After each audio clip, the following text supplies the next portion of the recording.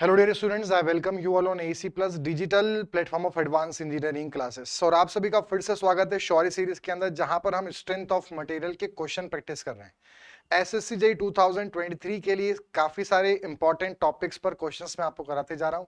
आपको सिर्फ पॉइंट्स को नोट करना है, जो स्पेशल पॉइंट्स आपको लगते हैं, तरीका समझना है कैसे क्वेश्चन को सॉल्व करना है, कैलसी को कैसे यूज करना है, ये सारी चीजें आपको इसमें सीखनी है। साथ में यहां पर हर लेवल के क्वेश्चंस में लेके चल रहा हूं, टॉपिक बाय टॉपिक। और आज हम डिस्कस करेंगे बेंडिंग स्ट्रेस थ्योरी पर क्वेश्चंस। तो स्टार्ट करते हैं। अगर आपको साथ में कैसा बैच चाहिए जहां पर आप रिवीजन भी कर पाए, तो एसी प्लस एप्लीकेशन पे अवेलेबल है प्रैक्टिस प्लस रिवीजन बैच, जहां पर 200 से भी अधिक आवर्स का लेक्चर मॉड्यूल है, 3000 से अधिक क्वेश्चंस का प्रैक्टिस सेशंस है, 100 से अधिक टेस्ट की टेस्ट सीरीज है, और साथ में डाउनलोडेबल नोट्स भी आपको मिलेंगे ताकि आप एंड में रिवाइज कर पाए। तो इन कई सारी चीजों के बेनिफिट्स को लेकर ये कोर्स अवेलेबल है। और भी फीचर्स हैं, आप इसको लैपटॉप पर भी एक्सेस कर सकते हैं, ऑफलाइन डाउनलोड फैसिलिटीज हैं। तो ये सारी चीजें आप एसी प्ले स्टोर पे जाइए, एप्लीकेशन पे कोर्स को चेक करें, डिटेल्स को चेक करें, और आप अपनी प्रिपरेशन को एक फाइनल एज इसमें दे सकते हैं। सो सेशन में आगे बढ़ते हैं। आज का हमारा सेशन है lecture number 11 on the topic bending stress theory. तो स्टार्ट करते हैं सेशन को। इस सेशन का सबसे पहला क्वेश्चन है, a cantilever beam of T cross section carries a uniformly distributed load where does the maximum magnitude of the bending stress occur. क्या बोला है? कैंटिलीवर बीम है, टी क्रॉस सेक्शन से बनी है। तो देखिए, सबसे पहले आप इसमें समझिए कि टी क्रॉस सेक्शन जो होगा वो कुछ इस प्रकार से होगा। ठीक, अब अभी हमें कुछ भी इंफॉर्मेशन नहीं है, तो हम ये मान के चलेंगे कि इसमें जो फ्लैंज का एरिया है और वेब का एरिया लगभग सेम है। तो इस केस में क्या होगा, अगर हम यहां पे देखें तो इसकी जो सेंट्रॉइड है वो थोड़ी सी फ्लैंज के पास में होगी, राइट। तो ये इसमें क्या बनेगी, इसकी सेंट्रॉइडल एक्सिस, या क्या बनेगी, न्यूट्रल एक्सिस। अब इसमें जो एक्सट्रीम फाइबर है वो एक तो ये वाला है और एक ये वाला है। तो टॉप के एक्सट्रीम फाइबर की जो दूरी है उसको हम YT से रिप्रेजेंट करेंगे, और बॉटम के एक्सट्रीम फाइबर की दूरी को हम YB से रिप्रेजेंट करेंगे। अब हमारे पास बेंडिंग स्ट्रेस का फॉर्मूला क्या होता है? एफ मैक्स का फॉर्मूला होता है M/I, ratio of bending moment to the moment of inertia, into में Y मैक्स। मतलब कि जिस एक्सट्रीम फाइबर की दूरी न्यूट्रल एक्सिस से सबसे ज्यादा होगी, उसी फाइबर पे मैक्सिमम बेंडिंग स्ट्रेस आएगा। तो ये क्या बोल रहा है, टॉप पर आएगा, या जंक्शन पर आएगा, या मिड डेप्थ पर आएगा, या बॉटम पर आएगा।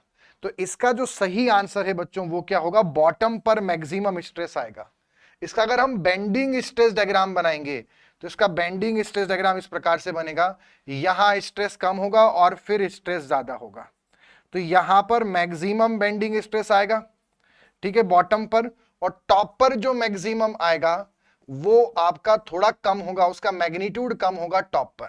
मान लीजिए सेगिंग बेंडिंग मोमेंट है, तो ऊपर कंप्रेशन नीचे टेंशन, तो टेंसाइल मैक्सिमम जो आएगा स्ट्रेस वो सबसे ज्यादा होगा, क्योंकि उसकी दूरी ज्यादा है। तो जिस फाइबर की दूरी सबसे ज्यादा होती है, चूंकि यहां पर YB Y टॉप से बड़ा होगा, इसलिए बॉटम पर मैक्सिमम स्ट्रेस आएगा। तो सही आंसर क्या होगा, D option, at the bottom of the section. Next question है, structural beam subjected to sagging bending moment has a cross section which is an unsymmetrical I section. एक unsymmetrical I section है, ठीक है। मतलब I section अगर ले unsymmetrical है, मतलब इस प्रकार से होगा, ये इसमें वेब हो गया और एक इसमें यहां पर ये ऐसा हो गया, ये अनसिमेट्रिकल सेक्शन हो गया, ठीक है। मतलब सिमेट्रिक अबाउट Y है बट सिमेट्रिक अबाउट X नहीं है, तो सीधी थोड़ी नीचे की तरफ होगी, ऐसा मान लेते हैं। अब ये क्या बोल रहा है, ओवरऑल डेप्थ जो सेक्शन की है वो 300 mm है, तो ये इसकी यहां पर ओवरऑल डेप्थ हो गई। The flange stresses in the beam are, top पर है 200 और बॉटम पे है 50, ठीक है। तो चूंकि टॉप पर स्ट्रेस मतलब यहां की दूरी ज्यादा, तो टॉप पे स्ट्रेस ज्यादा होगा, तो और बॉटम की दूरी कम है तो बॉटम पे स्ट्रेस कम होगा, जैसे हमने पिछले वाले क्वेश्चन में कॉन्सेप्ट लगाया। तो टॉप पर कितना दिया है स्ट्रेस, 200 मेगापास्कल, और बॉटम पे कितना दिया है, 50 मेगापास्कल, ये हमें दिया है। क्वेश्चन में क्या बोला है, what is the height in mm of the neutral axis about the bottom flange. Bottom flange से गिने तो न्यूट्रल एक्सिस कितनी दूरी पे होगी, ये हमसे पूछा है। मतलब ये x हो गया, तो ये डिस्टेंस हमारे पास कितनी हो जाएगी, यहां पर 300 माइनस एक्स। अब इस क्वेश्चन को हम कैसे करेंगे, सिमिलर ट्रायंगल से करेंगे एक अप्रोच। तो एक अप्रोच सिमिलर ट्रायंगल से मतलब 200 के अपॉन में 50 बराबर दिस अपॉन दिस बराबर 300 माइनस एक्स अपॉन एक्स। इसको सॉल्व करेंगे तो ये आ जाएगा 4 टाइम्स, एक्स आएगा इधर तो ये आ जाएगा 4x बराबर 300 माइनस एक्स। ये आ जाएगा 5x, तो 5x बराबर 300, तो x की वैल्यू यहां पर कितनी आ जाएगी 60 mm बॉटम से, मतलब 60 mm की दूरी आ गई बॉटम से। तो B will be the correct answer, है ना। हमने x इसी को माना है, इसमें गलती ये भी हो सकती है आपने इसको x माना हो तो आपने 60 देखा और 60 टिक कर दिया, बट फिर अगर ये 60 होता तो फिर ये 240 mm होता, तो आपको 240 टिक करना होता। अभी हमने जिसको माना है वो बॉटम से माना है। अच्छा, इस क्वेश्चन में दूसरा एक अल्टरनेटिव अप्रोच भी लग सकती है। अल्टरनेटिव अप्रोच ये लग सकती है कि ऐसे आप समझो कि ये इसका कितना गुना है, ये इसका 4 गुना है, मतलब कि अगर ये इसका 4 गुना है तो ये भी इसका 4 टाइम होगा। ठीक है, मतलब ऐसे समझो इसको, ये मैंने एरो उल्टा बना दिया है। जो हमारे पास 200 है वो 50 का कितना टाइम है 4 टाइम्स, तो x भी जो हमारा यहां पर है वो इसका कितना हो जाएगा 4 टाइम्स हो जाएगा, जो इसको रेशियो बन रहा है। तो हम यहां पर क्या बोल सकते हैं कि 300 माइनस एक्स अपॉन एक्स बराबर 4 हो जाएगा। तो उसको सॉल्व करेंगे तब भी हमारे पास x कितना आ जाएगा 60 mm। अच्छा, इसमें एक और ऐसे भी आप इसको कर सकते हैं, ऑप्शन बनाकर भी आप कर सकते हैं। जैसे इसमें देखिए ऑप्शन कितने 240, 60, 180 और 120। तो आप इसको ऐसे कर सकते हैं एक बनाकर कि जैसे मान लो तीसरा ऑप्शन बता रहा हूं कि अगर मान लो नीचे वाली दूरी कितनी बोल रहा है एक ऑप्शन 240, तो ऊपर वाली कितनी होगी फिर 60। दूसरा ऑप्शन क्या बोल रहा है 60, ये 60 ये 240। एक ऑप्शन क्या बोल रहा है यहां बोल रहा है 180 बॉटम से, तो फिर ऊपर वाला कितना होगा 120, और एक बोल रहा है नीचे वाला 120 और ये कितना बोल रहा है 180। ऐसे आपने एलिमिनेशन से भी, मतलब पूरा सॉल्व नहीं करना हो तो। अब आप ये देखो ये वाला टर्म ऊपर वाला टर्म नीचे वाले कितना है 4 गुना है, तो यहां पर भी वही रेशो बनना चाहिए, मतलब ऊपर वाला जो है वो नीचे वाले का 4 गुना होना चाहिए। क्या है क्या नहीं, मतलब ये ऑप्शन नहीं हो सकता। क्या इसमें 120 180 का 4 गुना है, नहीं। क्या यहां पर है 120, नहीं है 4 गुना, 120 का 4 टाइम्स होता है 480। पर हां इसमें दिख रहा है 4 गुना है, मतलब B will be the correct answer. तो आप पूरा सॉल्व करे बिना एलिमिनेशन से भी इस क्वेश्चन को फटाफट ही कर सकते हैं। A square section is shown in the figure is subjected to bending moment m. What is the maximum bending stress? देखो maximum bending stress का फॉर्मूला क्या होता है m by z। Bending moment कितना लग रहा है m, और सेक्शन मॉड्यूलस कितना होगा bd स्क्वायर बाय 6। अब ये चूंकि हमारे पास स्क्वायर है तो अगर हम इसको रेक्टेंगल वाले से करें तो bd स्क्वायर बाय 6 होता है, तो 6 ऊपर आ गया तो 6m के अपॉन में h क्यूब आ जाएगा, क्योंकि स्क्वायर है और BBH DBH तो h क्यूब बन जाएगा। तो 6m upon h cube will be the correct answer. ठीक, नेक्स्ट है square beam laid flat is then rotated in such a way that. एक स्क्वायर बीम है, मतलब बीम का जो क्रॉस सेक्शन है वो स्क्वायर है।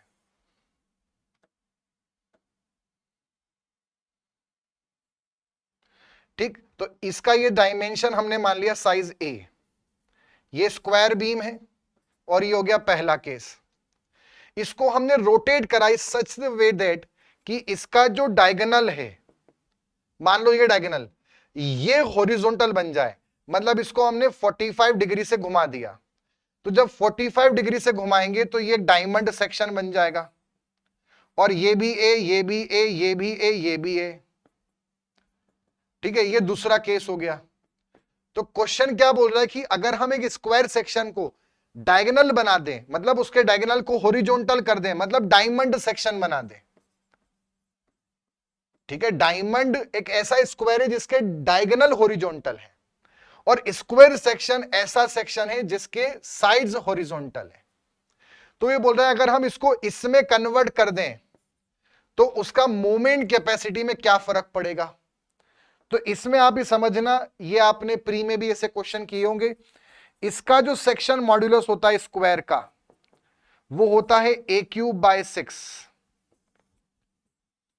और डायमंड का आप निकालेंगे, डायमंड में आप यहां पर जब निकालेंगे तो आप i के अपॉन में y करेंगे, और जब इसको सॉल्व करेंगे तो ये a³/6√2 आएगा। डायरेक्टली इसको आप ध्यान रखें, डायमंड कितना होता है a³/6√2। ठीक, तो अब यहां पर बात आती है कि जब हमने इसको इसमें कन्वर्ट कर दिया तो क्या चेंज आएगा। अब ये भी आप समझना कि हमारे पास मोमेंट कैपेसिटी का मतलब है MOR। तो डायमंड का जो MOR है, और अगर हम स्क्वायर का MOR लें तो इनका रेशो क्या होगा, मैक्सिमम बेंडिंग स्ट्रेस या यील्ड स्ट्रेंथ इनटू में section modulus of diamond upon maximum strength of the material into square section का सेक्शन मॉड्यूलस। ये कैंसिल हो गया, मटेरियल सेम मान लिया। ये कितना हो गया a³/6√2, और ये कितना हो गया a³/6। इसको सॉल्व करेंगे तो आंसर कितना आ गया 1/√2। 1/√2 की वैल्यू होती है 0.707, परसेंटेज में बोलेंगे तो 70.7%। मतलब हम ये बोल सकते हैं कि डायमंड का जो सेक्शन मॉड्यूलस है वो 70.7% है स्क्वायर का। इसका मतलब जब स्क्वायर था उससे डायमंड करा तो जो स्ट्रेंथ है, जो मोमेंट ऑफ रेजिस्टेंस है, जो सेक्शन मॉड्यूलस है वो 70% हो गया। तो डिक्रीज कितना हुआ, हम ये बोल सकते हैं डिक्रीज बाय 29.3% अप्रोक्सीमेटली। अब ऑप्शन देखते हैं क्या बोल रहा है। इंक्रीज बाय 41/4 गलत, इंक्रीज बाय 29 गलत, डिक्रीज बाय 29 पॉइंट ये सही है, और ये बोला डिक्रीज बाय 41.4 ये गलत है। इसमें आप ये भी समझना, अगर मैं MOR स्क्वायर अपॉन डायमंड करूं, स्क्वायर अपॉन डायमंड, अभी डायमंड अपॉन स्क्वायर था तो स्ट्रेंथ तो कट जाएगी, तो स्क्वायर के अपॉन में क्या आ जाएगा, डायमंड आ जाएगा। और इसका कितना होता है a³/6, और इसका कितना होता है a³ के अपॉन में 6√2। तो यहां पे √2:1 आ जाएगा। √2 होता है 1.414, मतलब परसेंटेज में आ जाएगा 141.4%। मतलब जो आपका स्क्वायर सेक्शन का स्ट्रेंथ होती है वो 41.4% एक्स्ट्रा होती है as compare to the strength of moment of resistance, moment capacity of diamond section. मतलब स्क्वायर में कितनी ज्यादा है पूछें तो 41.4% बढ़ जाती है, पर स्क्वायर को डायमंड करेंगे तो 70.7% हो जाती है, तो 29.27 कम हो जाती है। राइट, आपको बस ये रेशो याद रखना है, स्क्वायर का ये डायमंड, अब वो कैसा पूछ रहा है वो ध्यान रखना है। डायमंड से स्क्वायर कर देंगे तो बढ़ेगी 41.4%, और स्क्वायर से डायमंड करेंगे तो कम होगी 29.27%।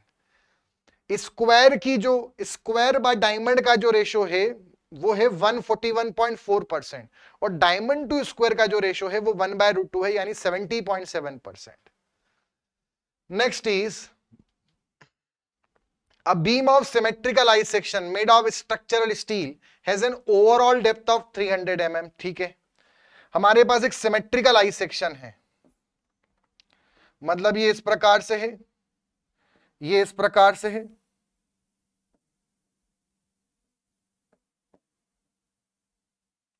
ये सिमेट्रिकल आई सेक्शन है, मतलब इसका सेंट्रॉइड कहां आएगा, बीचों बीच। पर आगे क्या बोल रहा है, has an overall depth of 300 mm। ठीक है, इसकी जो डेप्थ है वो 300 mm है। आगे, if the flange stress develop in the top of the beam are 1200 and 300, मतलब कि फिर सीजी इसमें बीच में नहीं है, सिमेट्रिकल मतलब ये इस एक्सिस के अबाउट होगा, एक्सिस के अबाउट सिमेट्रिकल नहीं है। तो इसमें हम इसको थोड़ा सा यहां से चेंज कर देते हैं क्योंकि स्ट्रेस अलग अलग बोल रहा है, मतलब सीजी फिर यहां कहीं होगी, बीच में नहीं होगी, तभी स्ट्रेस अलग अलग आ रहे हैं, मतलब नीचे स्ट्रेस कम आ रहे हैं, ऊपर स्ट्रेस ज्यादा आ रहे हैं। तो वो क्या बोल रहा है कि ऊपर जो स्ट्रेस हैं वो कितने हैं 1200 मेगापास्कल, और नीचे जो स्ट्रेस है वो कितने हैं 300 मेगा पास्कल, केजी पर सेंटीमीटर स्क्वायर में, नॉट मेगा पास्कल, ये हटा देते हैं, केजी पर सेंटीमीटर स्क्वायर। आगे क्या बोल रहा है, तो न्यूट्रल एक्सिस की डेप्थ टॉप से कितनी होगी, मतलब ये पूछ रहा है, तो ये कितना हो गया x, तो ये कितना हो जाएगा 300 माइनस x, राइट। अब इसमें क्या करेंगे, अगेन वही सिमिलर ट्राइंगल, पहली अप्रोच सिंपल, तो 1200 के अपॉन में 300 और बराबर x के अपॉन में 300 माइनस x, ये करेंगे ये 4 टाइम्स हो जाएगा, तो 300 माइनस x इंटू 4 बराबर x, तो ये हो जाएगा 1200 माइनस 4x बाई एक्स, वो हो जाएगा 5x, तो 1200 अपॉन 5 हो जाएगा बराबर x। उसको करेंगे सिंप्लीफाई, तो ये आ जाएगा 5 2 जा 10, बचेगा 2, तो ये 240 विल बी x, मतलब x की वैल्यू कितनी आ गई 240, मतलब ये 240 तो ये 60 हो जाएगा। हमें टॉप से पूछा है, ये ध्यान रखना मिस्टेक ना हो, so B will be the correct answer. अच्छा, इसको करने की एक शॉर्ट ट्रिक भी आप एलिमिनेशन से कर लो, ऑप्शन देके, एक बोल रहा है ऊपर से 250 है तो नीचे से कितनी होगी 50, एक बोल रहा है 240 है तो फिर ये 60 होगा, एक कितना बोल रहा है 200 है तो फिर ये 100 होगा, और एक बोल रहा है 180 है तो ये 120 होगा। अब इनमें से वही सही आंसर होगा जिसमें आप देखो ऊपर वाला नीचे वाले का कितना गुना है, 4 गुना है, तो ऐसा कौन सा ऑप्शन है जिसमें नीचे वाला ऊपर वाले का 4 गुना है, क्या इसमें 180 120 का 4 गुना है, नहीं, गलत। क्या 100 200 का 4 गुना है, गलत। क्या 60 240 का 4 गुना है, सही। क्या 50 250 का 4 गुना है, नहीं, 5 गुना है, गलत। मतलब यही सही है, तो पूरा सॉल्व करने की जरूरत भी नहीं है, ऐसे क्वेश्चन को आप फटाफट स्पीड में ट्रिक के साथ कर सकते हैं। Next is a simply supported beam of T section is subjected to uniformly distributed load acting vertically downward। ठीक है, एक T सेक्शन की बीम है, सिंपली सपोर्टेड बीम है, तो ये सिंपली सपोर्टेड T बीम है और उस पे यूडीएल लग रहा है, ठीक है। और यहां पर जो ये बीम है ये T बीम है हमारे पास। आगे, its neutral axis is located at 25 mm from the top of the flange। उसकी जो न्यूट्रल एक्सिस है वो ऊपर से 25 mm की दूरी पे है, ठीक है। आगे, and total depth of this section is 100, पूरी जो डेप्थ है वो 100 है, तो ऑब्वियस सी बात है फिर ये कितना हो जाएगा 75 mm, माइनस कर देंगे, तो अब ऑब्वियस सी बात है यहां पे स्ट्रेस कम आएगा और यहां से, क्योंकि यहां की डिस्टेंस ज्यादा है, तो ये बॉटम का स्ट्रेस मैक्सिमम और ये टॉप का स्ट्रेस मैक्सिमम, ये बेंडिंग स्ट्रेस डायग्राम। ये बोल रहा है मैक्सिमम टेंसाइल का रेशियो बताओ मैक्सिमम कंप्रेसिव के। अब मैक्सिमम तो दोनों है, बट टेंसाइल कंप्रेसिव कौन है वो कैसे पता करोगे, तो सिंपली सपोर्ट टी बीम है, यूडीएल लग रहा है, तो इसमें बेंडिंग मोमेंट डायग्राम पॉजिटिव बनता है, मतलब बेंडिंग मोमेंट डायग्राम यहां पर सेगिंग है, और सेगिंग बेंडिंग मोमेंट में ऊपर आता है कंप्रेशन, नीचे आता है टेंशन, मतलब ये जो स्ट्रेस है ये मैक्सिमम कंप्रेसिव है और ये जो स्ट्रेस है ये मैक्सिमम टेंसाइल है।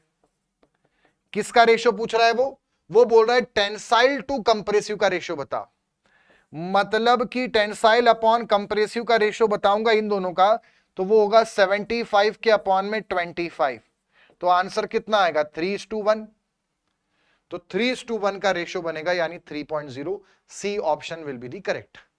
कंप्रेसिव टू टेंसाइल बोलता तो 1/3 आंसर होता।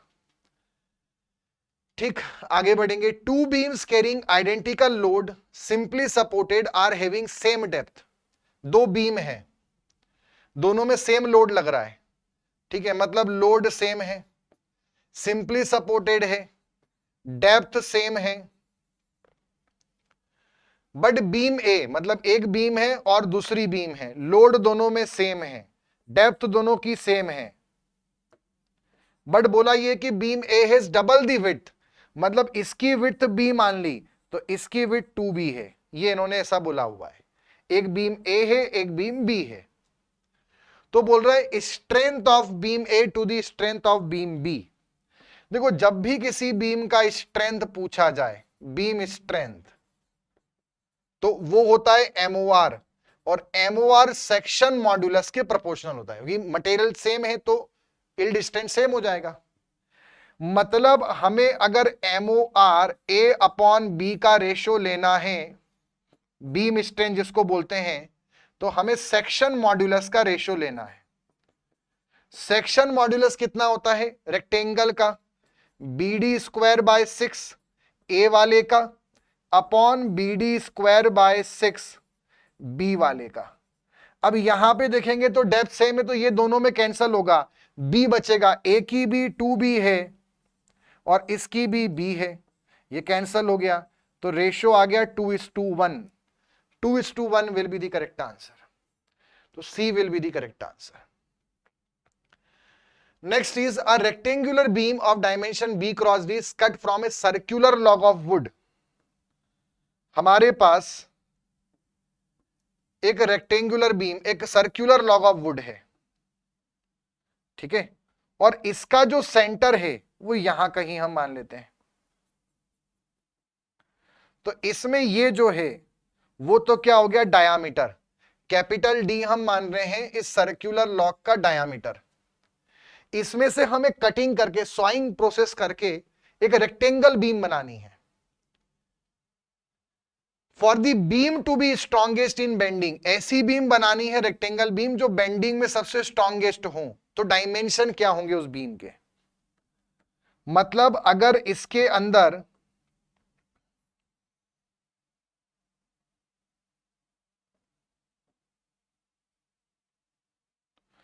मैं ऐसा एक रेक्टेंगल बनाना चाह रहा हूं और इस रेक्टेंगल का विड्थ क्या रखूं नहीं पता, डेप्थ स्मॉल डी बोल दिया, क्या रखूं नहीं पता, बट ये ध्यान रखना है कि जो मैं यहां पर ये रेक्टेंगल बीम बनाऊंगा ये एकदम स्ट्रॉन्गेस्ट बीम होना चाहिए, इससे स्ट्रॉन्गेस्ट बीम इसमें से हम नहीं बना सकते। तो अगर स्ट्रॉन्गेस्ट बीम बनाना है मतलब उस रेक्टेंगुलर बीम जो है उसका सेक्शन मॉड्यूलस हमें मैक्सिमाइज करना पड़ेगा, क्योंकि बीम की स्ट्रेंथ होता है एमओआर और एमओआर सेक्शन मॉड्यूलस के प्रोपोर्शनल होता है। अब जो रेक्टेंगल का सेक्शन मॉड्यूलस है वो होता है बी डी स्क्वायर, हमने बी स्मॉल बी लिया है तो बी डी स्क्वायर बाय 6। अब यहां दो वेरिएबल हैं, हमें क्वेश्चन में क्या गिवन है diameter of log of wood circular log, B D unknown है, तो जब मैक्सिमा करते हैं मिनिमा करते हैं दो वेरिएबल नहीं हो सकते, तो हम क्या करेंगे यहां लगा देंगे पाइथागोरस थ्योरम। अगर हम पाइथागोरस थ्योरम के अकॉर्डिंग चलें तो हम ये बोल सकते हैं कि d का स्क्वायर, ये है d, तो d का स्क्वायर बराबर ये कितना है b का स्क्वायर प्लस d का स्क्वायर, तो d का स्क्वायर रिप्लेस कर देते हैं, इजी कैलकुलेशन होगी, तो d स्क्वायर बराबर हो गया capital D square minus b square, diameter of log of would minus beam की विड्थ का स्क्वायर, तो इसको हम रख देंगे तो ये हो जाएगा b capital D square minus b square by 6। यहां पे सिंप्लीफाई करेंगे तो ये हो जाएगा B D square by 6 minus B cube by 6। इसका हम मैक्सिमा करेंगे तो इसका डिफरेंशिएशन करेंगे b के रिस्पेक्ट में जो वेरिएबल है, कितना आएगा, इसमें करेंगे तो d स्क्वायर तो कांस्टेंट है, 6b कांस्टेंट है, और b का करेंगे तो हो जाएगा 1 माइनस इसमें करेंगे तो ये हो जाएगा 3b स्क्वायर बाय 6 बराबर 0। जब 0 से इक्वेट करेंगे तो आप सोचें जब 0 से 6 से कट जाएगा और b स्क्वायर की वैल्यू कितनी आ जाएगी d स्क्वायर बाय 3। अब b स्क्वायर आ गया d स्क्वायर बाय 3, तो b की वैल्यू कितनी आएगी, b हो जाएगा d के अपॉन में √3। अब हमें डेप्थ निकालना है, विड्थ तो आ गई, यहां रखेंगे तो इससे डेप्थ का स्क्वायर कितना आ जाएगा d square minus b square है d स्क्वायर बाय 3, तो ये आ गया 2d स्क्वायर बाय 3। तो अगर डेप्थ आ गया 2d स्क्वायर बाय 3 डेप्थ का स्क्वायर, तो हम बोल सकते हैं डेप्थ आ जाएगा √2 बाय 3 इंटू डी, तो ये आ गया डायमेंशन। विड्थ कितना हो गया d बाय √3 और डेप्थ कितना हो गया √2 अपॉन 3d। अब इन्होंने क्या पूछा है डायमेंशन पूछे हैं, तो d बाय √2 और ये वाला गलत है, d/√3 एन, ये सही हो सकता है, ठीक है। इसमें d अंदर में है तो ये भी गलत है, इसमें भी d अंडर है, ये भी गलत है। B will be the correct answer, ठीक है। यहां पे कभी कभी ये भी पूछ सकते हैं कि जो स्ट्रॉन्गेस्ट रेक्टेंगुलर बीम बनी, आप ध्यान रखना इसको हमेशा बात के बाद, डायामीटर जितना होगा उसका √3, डेप्थ जो होगा वो होगा आपका √2d/√3, और आपसे पूछें कि स्ट्रॉन्गेस्ट बीम बनी तो उसका विड्थ और डेप्थ का रेशियो बनाओ, तो ये सब कट जाएगा तो क्या बनेगा 1/√2 यानी 0.707। और आपसे बोले कि डेप्थ बाय विड्थ का रेशियो बताओ, डेप्थ बाय विड्थ, तो इससे इसको डिवाइड करेंगे तो फिर वो √2:1 आएगा, तो वो आएगा 1.414। मतलब इससे 3 क्वेश्चन आ सकते हैं। एक अभी जो हमने करा वो डायमेंशन पूछ लिए, फिर पूछ लेंगे जो स्ट्रॉन्गेस्ट रेक्टेंगल बीम बनेगी उसके विड्थ और डेप्थ का रेशियो बताओ, तो ये होगा। डेप्थ बाय विड्थ का बताओ, तो ये हो गया। डेप्थ ज्यादा होती है विड्थ कम, इसलिए ध्यान रखना डेप्थ बाय विड्थ तो √2:1 और विड्थ बाय डेप्थ 1/√2, और स्क्वायर का a³/6 और डायमंड का a³/6√2। Next is consider a circular member of diameter d subjected to compressive load P। एक सर्कुलर मेंबर है, डायमीटर d, कंप्रेसिव लोड लग रहा है P का, ठीक है। ये ऐसा हो गया हमारे पास, और इस पे कंप्रेसिव लोड लग रहा है P, और इसका डायामीटर है D। आगे, for a condition of no tensile stress in the cross section, कोई टेंसाइल स्ट्रेस नहीं आना चाहिए, तो मैक्सिमम रेडियल डिस्टेंस क्या हो सकती है लोड की फ्रॉम द सेंटर। तो ये हमारा कौन से टॉपिक पर है, कोर सेक्शन या कर्न या कर्नेल, ये आपको याद होगा, ठीक है। जैसे हमारे पास अगर मान लीजिए कि कोई सर्कुलर सेक्शन है, सर्कुलर कॉलम है, एक्सियल लोड लग रहा है, तो सेंटर से आपका जो लोड है वो सेंटर से आपका एक पर्टिकुलर डिस्टेंस के अंदर अगर लगे, जो मैक्सिमम इसेंट्रिसिटी यहां हो सकती है वो होती है d/8। इसी को हम कोर रेडियस भी बोलते हैं, और इसी को आप चाहो तो वह रेडियल डिस्टेंस बोल सकते हो जिसमें अगर लोड लगे इस रीजन में, इसको कोर रीजन बोलते हैं। तो आपका यहां पर कंप्रेसिव स्ट्रेस की वैल्यू तो कुछ भी हो सकती है, एनी वैल्यू, बट जो टेंसाइल स्ट्रेस आएगा इस सेक्शन में जब वहां से लोड पास होगा तो वो 0 होगा। इससे सेक्शन को हम बोलते हैं कोर रीजन। कोर रीजन वह इमेजिनरी रीजन होता है जिससे अगर किसी भी मेंबर में एक्सियल लोड लगाया जाए, कंप्रेसिव लोड, और उस दायरे में लगाया जाए तो कंप्रेसिव स्ट्रेस कितना भी आएगा बट टेंसाइल कभी नहीं आएगा। और ये जो रियम है ये है आपका d/8 बोला, मतलब मिडिल कितना होता है, मिडिल होता है d/2, तो d/8 d/2 का कितना है 1/4। मतलब यहां पे कौन सा नियम लग रहा है, यहां नियम लग रहा है मिडिल 1/4 रूल, मिडिल 1/4 रूल। चलो नेक्स्ट क्वेश्चन में आते हैं। A steel plate is bent into a circular arc of a radius 10 metre. एक स्टील प्लेट को हमने बेंड कर दिया, ठीक है। कैसे बेंड कर दिया, एक सर्कुलर आर्क के फॉर्म में बेंड करा जिसकी रेडियस हमारे पास कितनी है 10 मीटर, ठीक है। If the plate section be 120 mm wide, इस प्लेट का जो सेक्शन है वो इस प्रकार से है, 120 mm वाइड है और 20 mm उसकी डेप्थ है, ऐसा ये हमारे पास सेक्शन है इसका। यंग मॉड्यूलस दे रखा है 2 × 10⁵, तो इसका में मैक्सिमम बेंडिंग स्ट्रेस कितना आएगा। तो आपको बेंडिंग इक्वेशन होगी F/y बराबर m/i बराबर E/r। आप अगर देखें तो ये लास्ट की 2 टर्म्स आपको दे रखी हैं।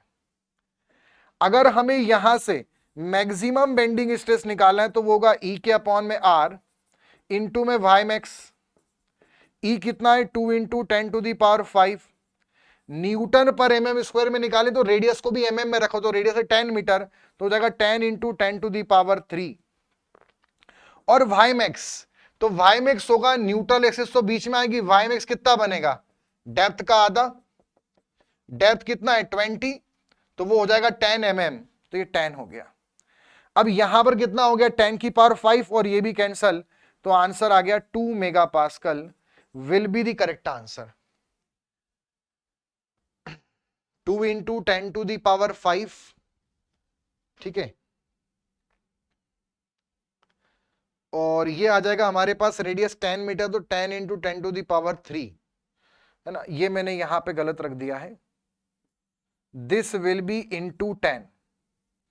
तो ऊपर 6 जीरो है, ये 4 जीरो से ये गया, तो इसमें भी एक जीरो बचेगा, तो वो आ गया 200 मेगापास्कल। या ऊपर 5 है और 5 में से 4 गए तो बचा एक, तो एक जीरो वो और एक 10, तो 100 into 2 is 200, so C will be the correct answer. Next is a structural steel beam has an unsymmetrical I cross section. एक स्ट्रक्चरल स्टील बीम है, उसका अनसिमेट्रिकल आई सेक्शन है इस प्रकार से।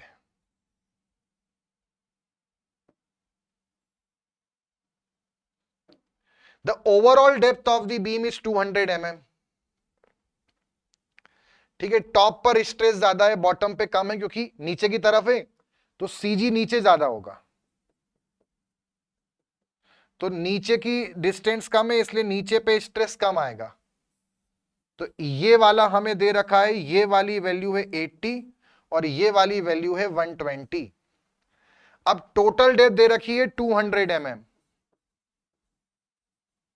तो हमें क्या पूछा है, न्यूट्रल एक्सिस की डेप्थ बताओ टॉप से, मतलब ये हो गया x, तो ये हो गया हमारे पास 200 माइनस x।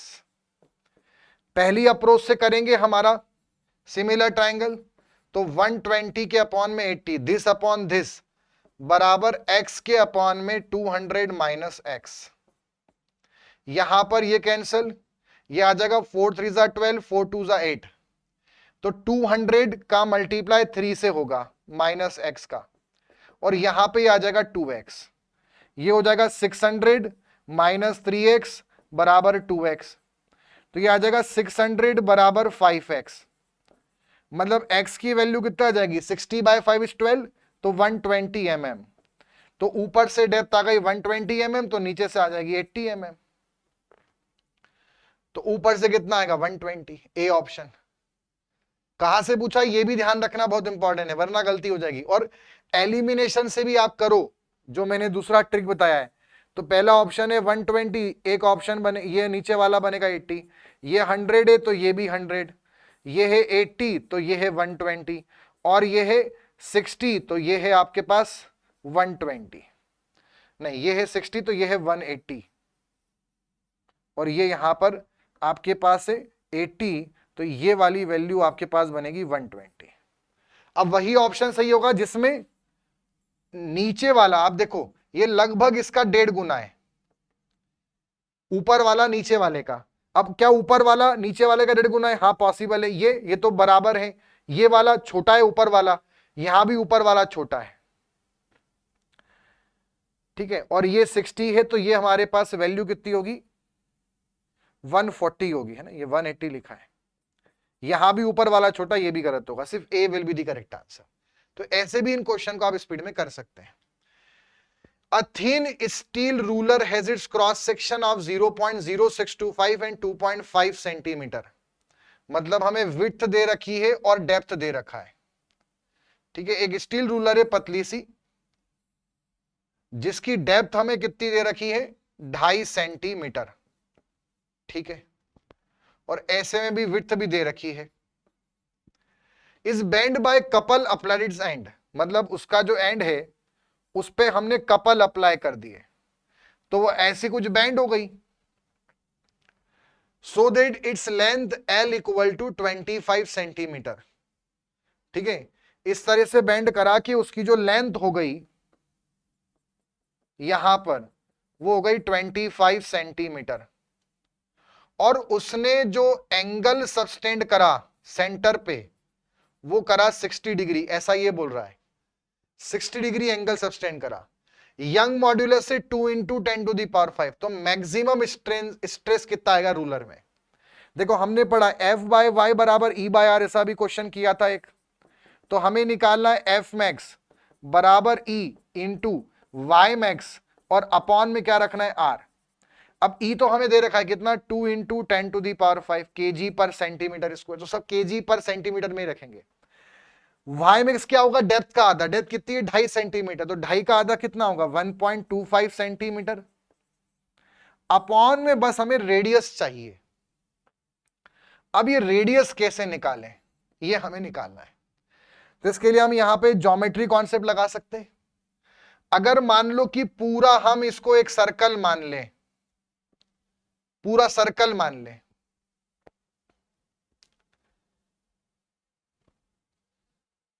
ठीक है,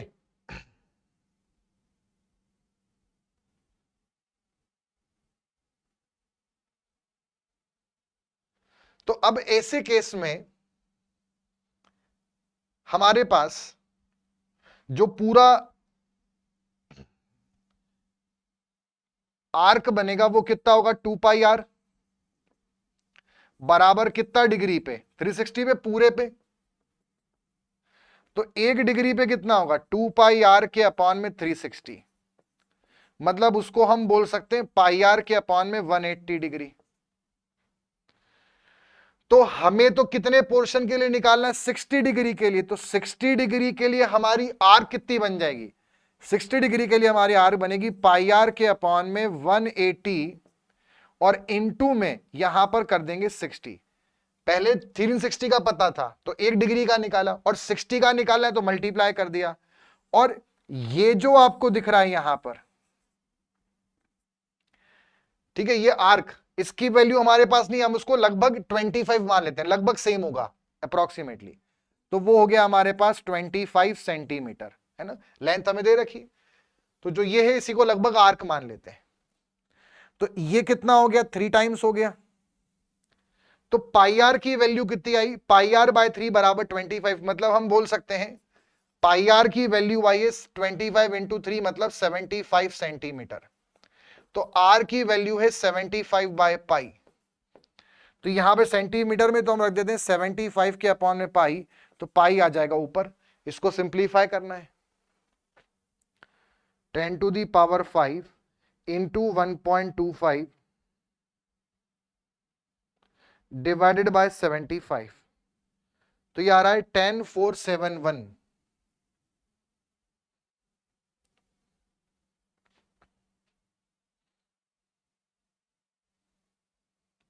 है ना, ये हमें दे रखा है 25 सेंटीमीटर।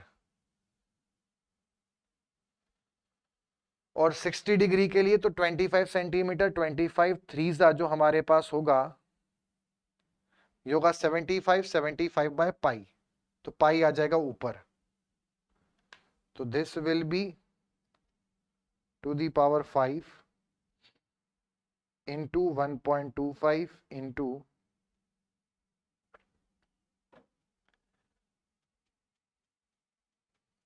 10471 आ रहा है। मतलब हो सकता है कि डेप्थ इसमें इन्होंने इसको बोला हो, तो अगर इसको रख के देखते हैं कितना आ रहा है 10⁵ इंटू 0.0625, पॉसिबल है।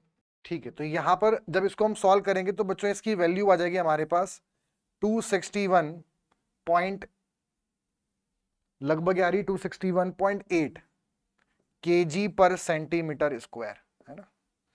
तो यहां पर तो एक भी ऑप्शन नहीं है, बट ठीक है इससे मैच हो रहा है तो ये इसमें 10 एक्स्ट्रा है ना।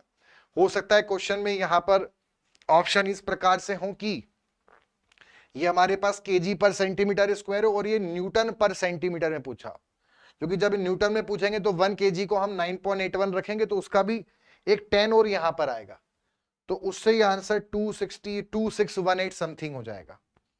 ठीक है, बट अभी फिलहाल जो हमारे पास ऑप्शन है उस अकॉर्डिंग हम ए पे साथ जाएंगे। ठीक है, ये हमारे पास यहाँ पर सॉल्यूशन है। वही रेडियस हमारे पास उतना ही आया 75/π, और ये इन्होंने यहाँ पे 2 × 10⁶ रखा हुआ है, तो वो वही वाली चीज है केजी के लिए, तो आपको ध्यान रखना है वही सही आंसर है। The span of a cantilever beam is 2 meter. ठीक है, स्पान कितना है 2 मीटर है। The cross section of the beam is a hollow square. जो बीम क्रॉस सेक्शन है वो होलो स्क्वायर है कैंटिलीवर बीम का। ठीक है, होलो स्क्वायर क्रॉस सेक्शन, और जो ये बीम क्रॉस सेक्शन है होलो स्क्वायर है, एक्सटर्नल साइड इसमें 100 mm है, ये वाली साइड। आगे क्या बोला है और इसका जो इनर्शिया है वो है 4 इंटू 10 टू दी पावर 5। इसका जो इनर्शिया है वो है 4 into 10 to the power 5 mm की पावर 4। तो इसमें वाईमेक्स कितना होगा, वाईमेक्स होगा 50 mm। तो अगर सेक्शन मॉड्यूलस निकालें तो आई के अपॉन में वाईमेक्स करेंगे, वाईमेक्स मतलब ये वाली दूरी 50, तो ये हो जाएगा 4 इंटू 10 टू दी पावर 5। तो यहां पर इसको अगर हम 50 बोलेंगे तो कितना आंसर आएगा, ये आ जाएगा हमारे पास 8 into 10 to the power 3 mm³, मतलब 8000। आगे बोल रहा है सेफ बेंडिंग स्ट्रेस जो है मटेरियल का वो 100 है, सेफ बेंडिंग स्ट्रेस। तो कितना कंसंट्रेटेड लोड फ्री एंड पे लगा सकते हैं, तो कैंटिलीवर बीम है, यहां पे कितना मैक्सिमम लोड लगा सकते हैं अगर लंबाई 2 मीटर है। तो इसमें अगर आप जानते हैं बेंडिंग मोमेंट डायग्राम कैसा बनेगा, इसका ट्रायंगल बनेगा माइनस का, और ये वैल्यू आएगी 2p। तो मैक्सिमम बेंडिंग स्ट्रेस जो है वो सेफ स्ट्रेस से कम होना चाहिए, और सेफ स्ट्रेस कितना है 100 मेगापास्कल। बेंडिंग स्ट्रेस का फॉर्मूला क्या होता है, m/z less than equal to 100। Moment की वैल्यू कितनी है 2p, और हमें मोमेंट किसमें बताना है, न्यूटन में, तो वो तो न्यूटन हो गया। और ये डिस्टेंस हमने कितनी ली है, मीटर में, तो इसको हम मीटर में कन्वर्ट करेंगे तो वो हो जाएगा 10 टू दी पावर 3, मतलब mm में कन्वर्ट करेंगे क्योंकि z हमने mm में रखा है। तो 8 into 10 to the power 3 less than equal to 100। इससे ये कैंसिल हो जाएगा, 2 से जाएगा 4, मतलब p की वैल्यू हमारे पास कितनी आ जाएगी, 400 न्यूटन। इतना मैक्सिमम लोड हम लगा सकते हैं। So D will be the correct answer. p हमने न्यूटन में ही मान लिया, तो बेंडिंग मोमेंट कितना हो गया 2p न्यूटन मीटर। तो न्यूटन में आ से चाहिए, बट हम मीटर को mm में कन्वर्ट करेंगे। तो सही आंसर क्या है, 400। Next is a homogeneous prismatic simply supported beam is subjected two point load F। ठीक है, पॉइंट लोड लग रहा है F। The load can be placed anywhere along the span of the beam. कहीं भी लोड हम लगा सकते हैं, सेंटर में लगा सकते हैं, कहीं भी। The very maximum flexor stress, सबसे बड़ा स्ट्रेस कितना आएगा, तो आप ये समझना इस ऐसी कौन सी कंडीशन है जब हम इस पर मैक्सिमम बेंडिंग मोमेंट ला सकते हैं। तो ये तभी पॉसिबल है जब लोड सेंटर में लगे, तभी सबसे बड़ा बेंडिंग स्ट्रेस आता है, बेंडिंग मोमेंट आता है। और उस मैक्सिमम बेंडिंग मोमेंट की वैल्यू कितनी होगी, FL/4। PL/4 वैल्यू होती तो लोड कितना है F, तो FL/4। सबसे बड़ा बेंडिंग मोमेंट तभी मिलेगा जब लोड बीच में हो, ये हम ILD टॉस के अंदर भी समझते हैं। अब हमें क्या पूछा है, मैक्सिमम स्ट्रेस, तो उसका फॉर्मूला क्या होगा, m/z। m कितना है, m है FL/4, और z कितना है, बीम कौन सी है, रेक्टेंगल, तो ये हो जाएगा BD² के अपॉन में 6, 2 2 और ये 3, तो ये आ जाएगा हमारे पास 3FL के अपॉन में 2BD² will be the answer. तो 3FL upon 2BD², A will be the correct answer. Now next is a long rod of uniform rectangular section with thickness T, originally straight. एक long rod है, originally straight है, is bent in the form of circular arch. उसको हमने एक circular arch के form में bend कर दिया ऐसे।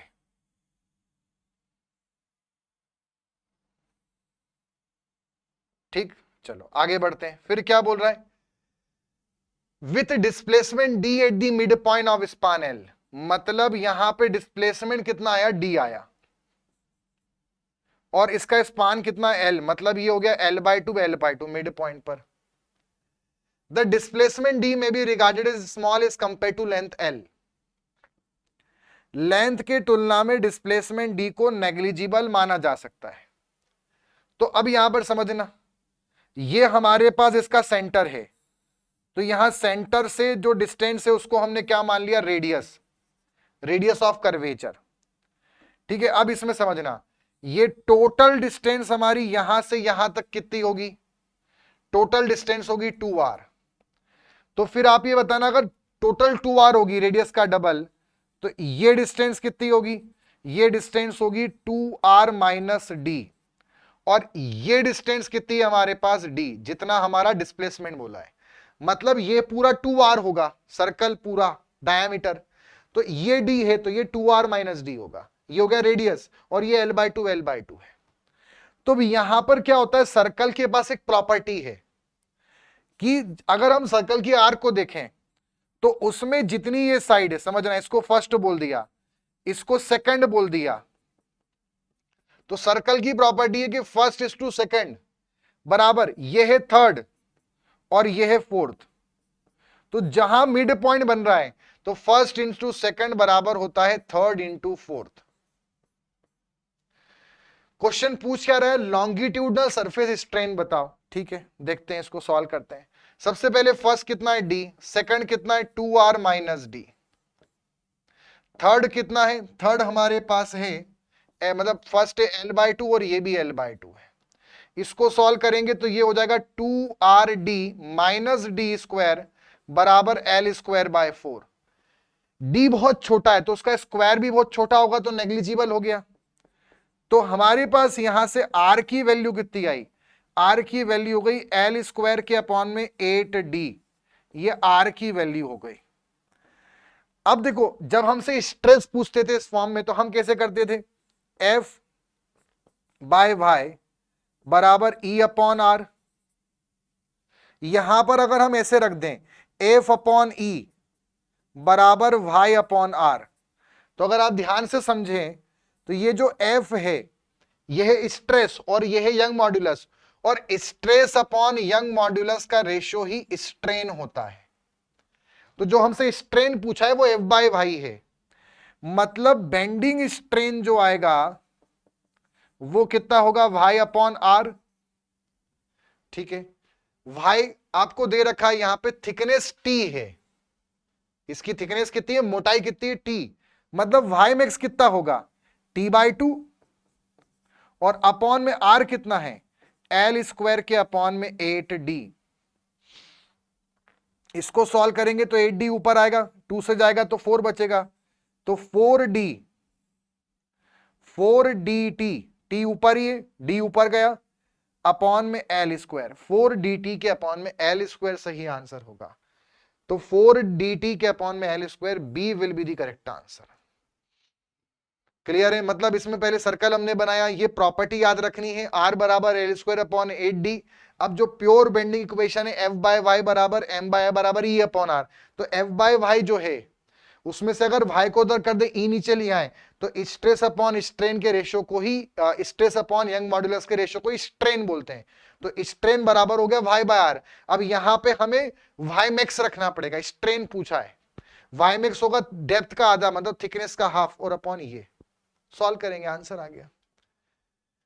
Next is a floor has to carry a load of 12 kilo newton per meter square. ठीक है, हमारे पास एक फ्लोर है और उस फ्लोर पे लोड कितना आना है, 12 kilo newton per meter square. ठीक है, the floor is supported on rectangular joist each 100 mm wide and 300 mm deep and 5 meter long. मतलब यहां पर क्या है कि इस फ्लोर को हम कुछ जॉइस्ट मतलब बीम, एसी कुछ बीम के ऊपर ये रखा रहेगा, कुछ बीम के ऊपर ये सपोर्टेड है।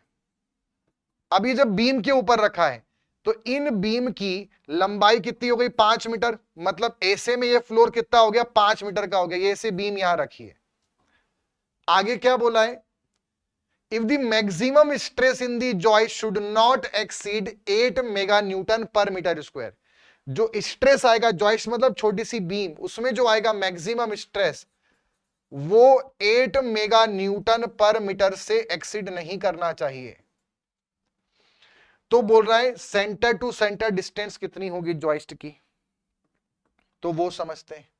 तो यहां से आप समझना, मान लो सेंटर टू सेंटर डिस्टेंस, ये वाली डिस्टेंस हमने c मान ली और सब बराबर दूरी पे रखे हैं, तो हम सेंटर टू सेंटर गिने या एक जॉइस के सेंटर से दूसरे इधर वाले दो जॉइस के बीच का सेंटर और दो जॉइस के बीच का सेंटर गिने तो ये भी c आएगा। मतलब इतने पूरे पोर्शन में जो लोड लगा है वो उस जॉइस्ट पर आएगा, राइट। ठीक है, तो हमारे पास यहां पर अगर हम देखें तो हमारा जो यूडीएल बनेगा जो जॉइस्ट पर आएगा, किसी भी एक जॉइस्ट पर जो लोड आएगा वो कितना होगा, जितना हमारा लोड लग रहा है 12 kilo newton per meter square, और इनटू में ऊपर वाला एरिया, ये वाला एरिया, इसमें से, इस एरिया में से ये कितना मान लिया हमने सी, और ऐसे में हम मान के चलेंगे 1 मीटर। कितना मान के चलेंगे, 1 मीटर। जैसे हम आरसीसी स्लैब की डिजाइनिंग में करते थे, अंदर लेंथ कितनी मानेंगे 1, क्योंकि बीम की लंबाई उधर है, और जब डिजाइन करते हैं तो यूडीएल की length kilo newton per metre होनी चाहिए। अगर मैं 5 मीटर का मल्टीप्लाई कर दूंगा तो वो टोटल यूडीएल आ जाएगा, टोटल लोड। हम टोटल का फॉर्मूला हमें नहीं पता है, हमें डब्ल्यू एल स्क्वायर बाय 8 पता है बेंडिंग मोमेंट, और W kilo newton per metre होना चाहिए। तो हम यहां पे क्या करेंगे, टब 12 इंटू सी इंटू 1, तो इससे ये जो यूडीएल आएगा वो आएगा किलो न्यूटन मीटर पर मीटर लेंथ। बीम की 1 मीटर की लंबाई में इतना यूडीएल लग रहा है। अब इसमें अगर हम देखें तो मैक्सिमम बेंडिंग स्ट्रेस की वैल्यू कितनी होती है, M by Z should not be more than 8 mega newton per meter square. ये सब एमएम में है, तो मेगा न्यूटन को हम क्या बोल सकते हैं, 8 into 10⁶ Newton per meter square, और ये होता है हमारा ये होता है 1 मेगा पास्कल। मतलब इसको हम बोल सकते हैं 8 मेगा पास्कल, मतलब 8 न्यूटन पर एमएम स्क्वायर। तो ये हो गया 8 न्यूटन पर एमएम स्क्वायर। अब हमारे पास मोमेंट कितना है, 12c, ठीक है, तो वो हो गया 12c। किलो न्यूटन हमने न्यूटन में रखा है, तो हम 10⁻³ कर देंगे न्यूटन के लिए, और मीटर है तो हमने यहां तो एमएम रख दिया है, तो उसका 10⁻³ और आएगा, ठीक है, ये हो गया डब्ल्यू। अब बेंडिंग मोमेंट जो होता है, सिंपली सपोर्टेड बीम है, supported on rectangular, simply support beam है, तो बेंडिंग मोमेंट होता है WL² / 8। लंबाई कितनी है, 5 मीटर, तो इंटू 5 का स्क्वायर, और इंटू, वो मीटर में है तो उसका भी 10⁶ करना पड़ेगा। WL² मतलब 5 का स्क्वायर, और वो मीटर स्क्वायर है तो 10⁶ mm के लिए, अपॉन में कितना आएगा 8, और सेक्शन मॉड्यूलस जो होता है वो होता है इसका BD² / 6, तो B कितना है 100 mm, तो वो आ गया 100, और D² कितना है 300 का स्क्वायर, और इंटू में कितना आ गया 6, और ये किससे कम होना चाहिए, 8 से कम होना चाहिए। अब इसको हम सिंप्लीफाई करते हैं, हमें यहां पे C बताना है, तो कितना आ जाएगा 8 इंटू,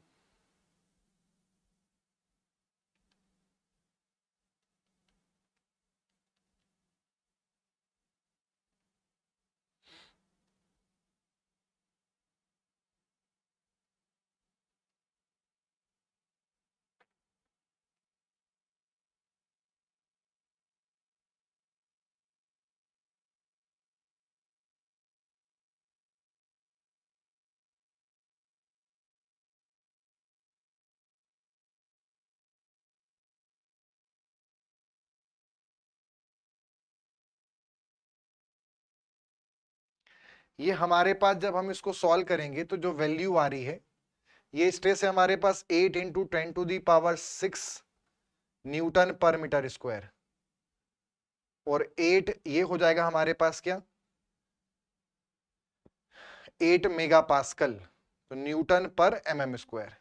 इससे हमारे पास C की वैल्यू आ रही है 320 mm, 320, तो D will be the correct answer. ठीक है, हमने कैसे करा, यहां पर यूडीएल कितना है 12 kilo newton per meter square, तो वो हमने कितना ले लिया,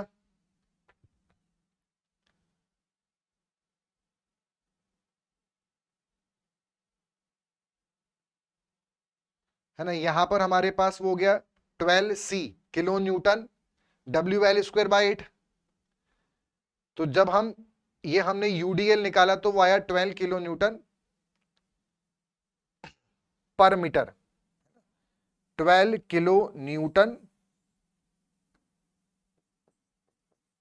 पर मीटर हुआ, और उसमें जब हमने WL² / 8 कर दिया तो वो किलो न्यूटन मीटर पर मीटर आएगा। तो वहां पर हमारे पास कितना हो गया 12 इंटू सी, और किलो न्यूटन मीटर को न्यूटन एमएम में करना है तो वो हो गया 10⁶।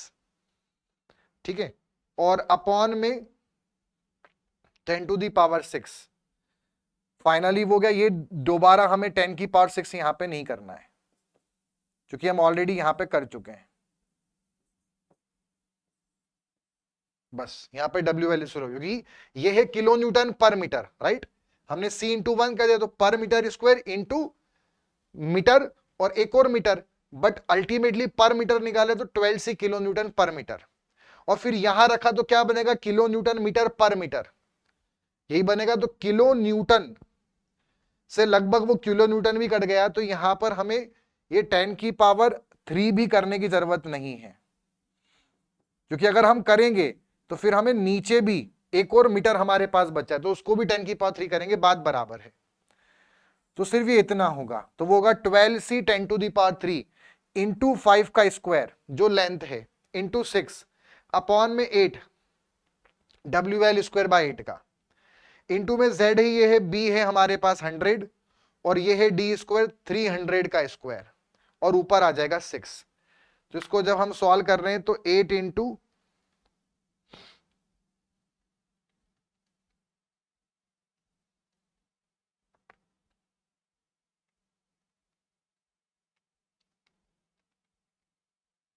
एग्जैक्टली आंसर आ रहा है 320 mm। तो D will be the correct answer. आगे बढ़ेंगे, नेक्स्ट है हमारे पास in a thin walled T section the shear centre is located at. आप ये ध्यान रखना, जो रेक्टेंगल होता है, जो स्क्वायर सेक्शन होते हैं, जो सर्कल होता है, जो सिमेट्रिक आई सेक्शन होते हैं, इन सब के अंदर ये पहला नियम ध्यान रखना, जो सेंट्रॉइड होता है इनका वही इनका शियर सेंटर होता है, ये पहली कैटेगरी है। दूसरा, जो हमारे पास टी सेक्शन होता है और जो हमारे पास एंगल सेक्शन होता है, उनमें जहां पर इनके ये जो वेब की सेंटर लाइन और फ्लेंज की सेंटर लाइन जहां मिलती है, इनका वह शियर सेंटर बनता है, भले सीजी कहीं भी हो। और तीसरा जो फाइनल केस है वो आपको ध्यान रखना है, अगर चैनल सेक्शन है तो उसका जो शियर सेंटर है वो यहां पर बाहर की तरफ होगा। ठीक है, तो इस केस में टी सेक्शन है, अब सीधा रखो उल्टा रखो, शियर सेंटर इसमें ऊपर बता रहा है जहां सीजी है, गलत ऑप्शन। यहां शियर सेंटर बता रहा है जहां दो लाइन मिल रही है, ये सही है। यहां शियर सेंटर लास्ट में बता रहा है, गलत, और यहां बॉटम में बता रहा है, गलत। So B will be the correct answer. Shear centre वो इमेजिनरी पॉइंट होता है जिससे अगर लोड पास करें तो सिर्फ बेंडिंग आएगा, टॉर्शन नहीं आएगा। अगला, यह beam has a triangular cross section.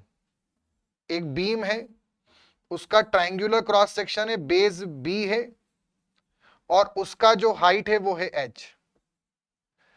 If a section of a beam is subjected to shear force F, इस पे शियर फोर्स लग रहा है F, ठीक है। तो shear stress at the level of neutral axis, जहां इसकी न्यूट्रल एक्सिस होती है h/3। तो अगर इसका आपको शियर स्ट्रेस डायग्राम पता हो तो ये ऐसा कुछ बनता है, और जो मैक्सिमम शियर स्ट्रेस है वो सेंटर पे आता है, और ये जो है ये न्यूट्रल एक्सिस वाला है।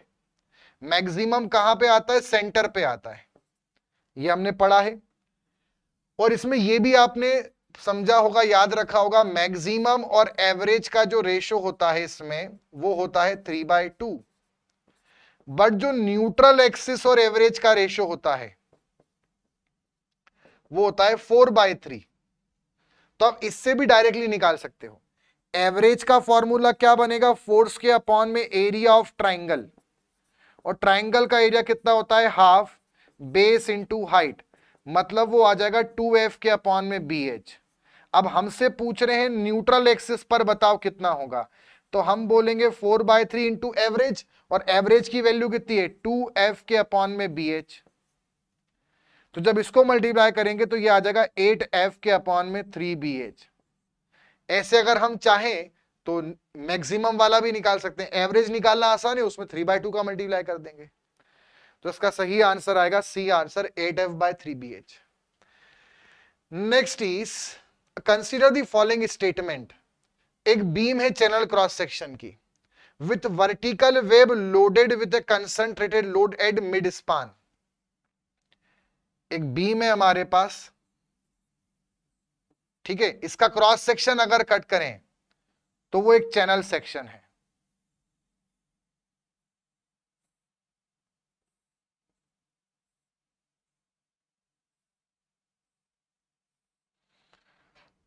ठीक,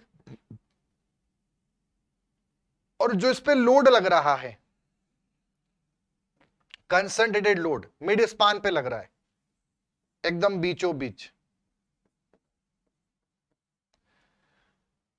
इन a plane perpendicular to the plane of symmetry. इसका सिमेट्री कौन सा होगा? एक तो ये है और एक ये है। इसका सेंट्रॉइड यहां आएगा। जो सिमेट्री है वो तो एक्स एक्स के अबाउट है ना, वाई वाई के अबाउट तो है नहीं। तो ये जो प्लेन है हॉरिजॉन्टल, इसके परपेंडिकुलर, तो हॉरिजॉन्टल के परपेंडिकुलर कौन सा है? वर्टिकल। मतलब यहां कहीं लोड लग रहा है, वो भी बीच में। To the plane of symmetry passing through centroid, मतलब लोड भी सेंट्रॉइड से पास हो रहा है। ठीक है, मतलब लोड बीचों बीच तो है, पर सेक्शन में कहां लग रहा है? तो सीजी पे यहां से पास हो रहा है, ये बोला गया है। तो अब इस केस में क्या क्या चीजें आएंगी? अब देखो ट्रांसवर्स लोड लग रहा है यहां पर, ये तो कंफर्म है। और ट्रांसवर्स लोड, जब जब ट्रांसवर्स लोड रहेगा, जैसे मैंने आपको सिखाया कि नारा क्या है, जब जब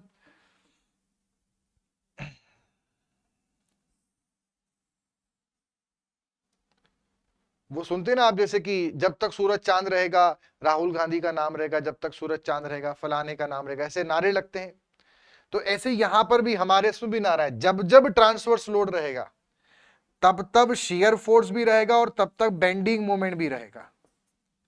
तो इसलिए यहां पे शियर फोर्स भी है और बेंडिंग मोमेंट भी है। पर इसका शियर सेंटर कहां आता है? यहां आता है। क्या ये लोड शियर सेंटर से पास हुआ? नहीं। इससे हो जाता ये लोड पास तो टॉर्शन नहीं आता, इसका मतलब शियर सेंटर से पास नहीं हुआ, तो ये लोड टॉर्शन भी देगा। पर एक्सियल फोर्स तो लग रहा है क्या? नहीं, एक्सियल फोर्स तो कुछ भी नहीं है, मतलब एक्सियल इफेक्ट नहीं आएगा, तो ये गलत है। मतलब 1, 2 and 3 B will be the correct set. Shear center से पास हो जाता तो सिर्फ बेंडिंग और शियर आता, शियर से पास नहीं हुआ और साथ में एक्सियल लोड होता तो फिर एक्सियल थ्रस्ट भी आता, एक्सियल फोर्स है ही नहीं। अगर यही सेम लोड इंक्लाइंड लग जाए ऐसे कुछ, तो फिर उसके दो कंपोनेंट बनेंगे, कि ये वाला और एक ये वाला, तब फिर एक्सियल थ्रस्ट भी आ जाएगा, तो चारों हो जाएंगे। पर लोड वर्टिकल है, और अगर लोड इंक्लाइंड लगे बट शियर सेंटर से पास हो जाए, तो फिर बेंडिंग, शियर और एक्सियल थ्रस्ट आएगा, टॉर्शन नहीं आएगा। तो आई होप बच्चों आपको ये सेशन समझ में आया। एक और सेशन में आपके लिए लेकर आऊंगा बेंडिंग स्ट्रेस थ्योरी पर। मिलते हैं ऐसे ही शानदार क्वेश्चंस के साथ अगले सेशन में। अगर आपको वीडियो अच्छा लग रहा है तो लाइक करें, शेयर करें, चैनल को सब्सक्राइब करें, और इसका पीडीएफ आपको इस टेलीग्राम चैनल पे मिलेगा जिसकी लिंक इस डिस्क्रिप्शन के अंदर अवेलेबल है। तो मिलते हैं ऐसे ही इंपॉर्टेंट शानदार सेशन के अंदर। तब तक के लिए good bye and take care.